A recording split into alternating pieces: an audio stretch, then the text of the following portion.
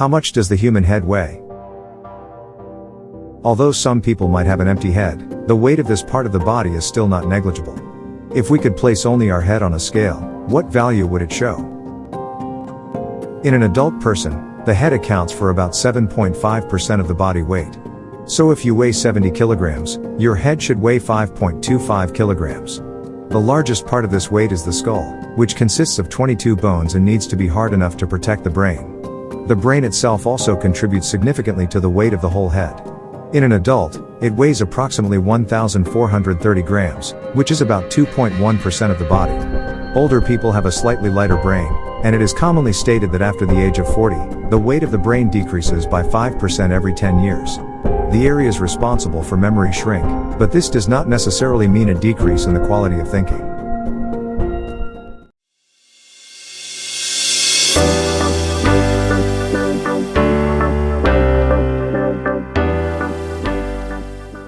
Can we fly to a distant star? While the future mission to Mars has been talked about for a long time, thoughts about traveling to nearby stars still belong more to fairy tales. Is such a space trip really unrealistic for humanity?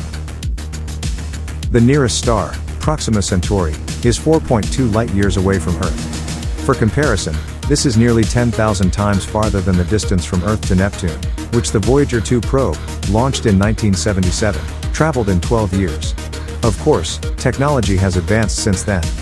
However, if we take the fastest probe to date, the Parker Solar Probe, which in 2018 reached a speed of 247,000 kilometers per hour on its way to the Sun, and assume it would travel at that speed for the entire journey, it would reach Proxima Centauri in about 18,000 years.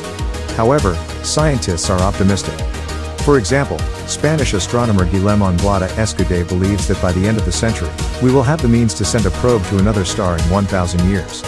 Russian scientist Yuri Milner even came up with a proposal a few years ago on how to achieve this journey in just a few decades, using a system of powerful lasers.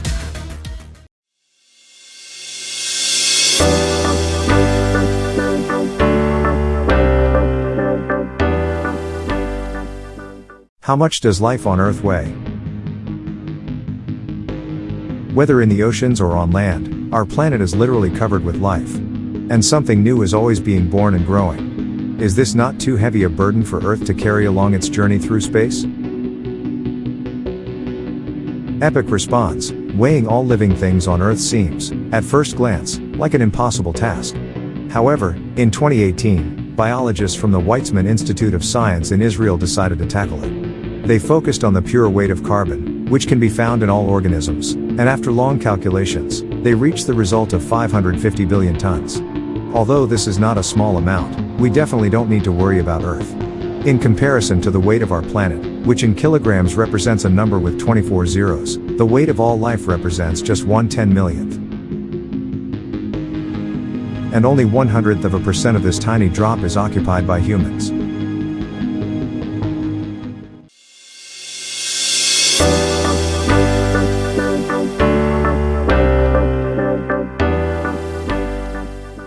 Since when do brides have bouquets? They don't have to have a train, a veil, and even white dresses are no longer a given. But brides usually don't stand at the altar with empty hands. Who was the first to give them a bouquet, and what does it actually mean? A long time ago, it was believed that the scent of the bouquet was meant to mask the odor of the body, as people back then didn't bathe nearly as often as they do today. However, the ancient wedding bouquets didn't contain flowers with particularly pleasant scents. They were mostly made up of herbs. The first mentions of wedding bouquets date back to the ancient Romans. A bundle of herbs in the bride's hand symbolized loyalty or fertility. It mostly included dill, known at the time as an aphrodisiac. Garlic was also commonly included to protect the bride from evil spirits. Over the centuries, various flowers started to be added, each with its own specific meaning. Especially in England during the Victorian era, the language of flowers became fashionable, and creating wedding bouquets turned into a real science.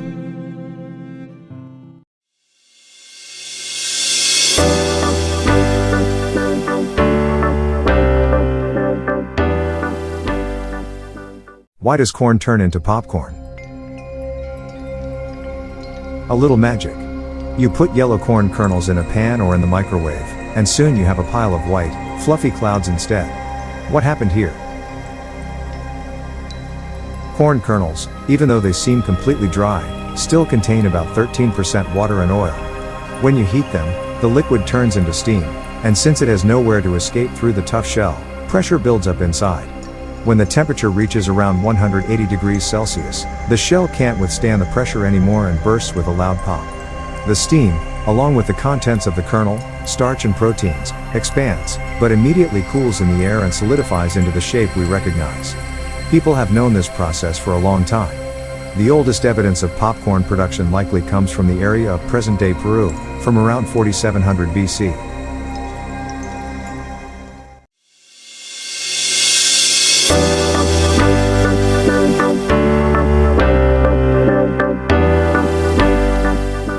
Can a spider get caught in its own web?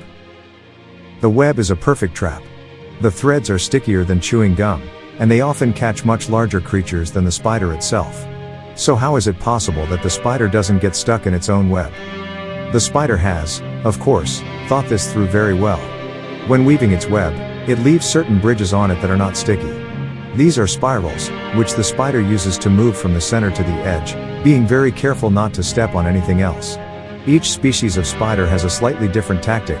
Some walk on the web essentially on tiptoe, while others are helped by a special non-sticky liquid secreted from their limbs. But what would happen if someone took the spider and threw it into the center of its own web? Then it would probably have no chance either.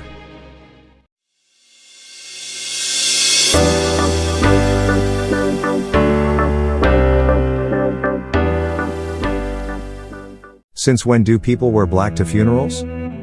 If you are going to a funeral, the appropriate clothing is clear. It will simply be black. But was this always the case? And why black? The ancient Romans already wore black to funerals. However, in the Middle Ages, it was quite the opposite. The color of mourning was white. Black was reserved for monks and priests. Those who mourned the dead would wear white, and some widows would not take it off. However, women at the French court in the 16th century began to wear black, perhaps precisely because it contrasts with white. And that dark color definitely belongs to funerals, as Queen Victoria of Britain would convince all of Europe in the 19th century. One legend says that a person in black at a funeral simply blends in, and the spirit of the deceased will not notice them, so they won't be taken along. However, not everywhere does one wear black to funerals. For example, in Ghana, mourners are loyal to red.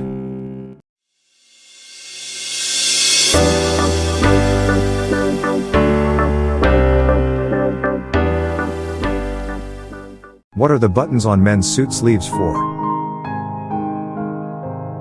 Sometimes there are 3, sometimes 4, sometimes subtle, other times more noticeable. Often, you can't unbutton or button them on the back of the sleeve. They are just there. Why? One story tells that the buttons on the suit, originally on a uniform, were ordered by Napoleon Bonaparte himself. His soldiers had a habit of wiping their noses on their sleeves, which he did not like at all. And with large, protruding buttons, everyone would think twice. According to another theory, doctors invented the buttons on the sleeves so they could quickly wash their hands when needed to provide first aid. Taking off the suit would unnecessarily slow them down. However, designers eventually agreed that the buttons just looked good on the sleeves and became a fashion trend. That's why today they are found on almost all men's suits, whether functional or just sewn on for decoration.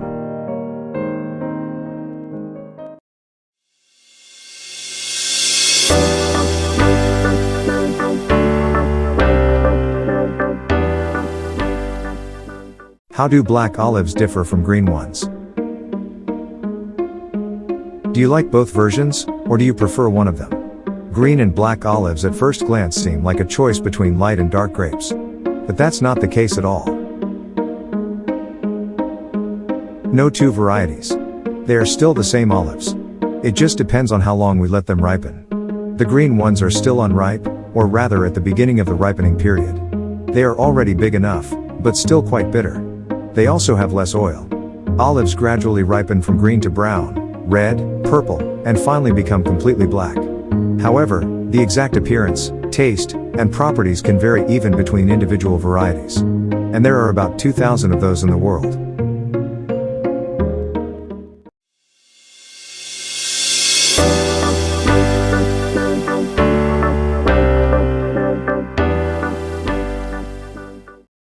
Do marine fish survive in freshwater and freshwater fish in the sea? But not all water is the same. Will fish survive if we replace salt water with fresh water or vice versa? Unfortunately, most fish would pay with their lives for such a water exchange. Salt water and freshwater differ not only in taste. Seawater has greater density, higher conductivity, more charged ions, and besides salt, it also contains different substances. Different species of fish have long adapted to their environment, and their kidneys, gills, or body surface work differently. Marine fish must maintain osmotic balance through their gills, meaning they correctly transport ions between the water and their body. Freshwater fish, on the other hand, maintain their constant internal environment, for example, thanks to scales that prevent leakage. However, there are also migratory fish, and they don't care about the water. For example, salmon, which live in the sea but travel to rivers to spawn.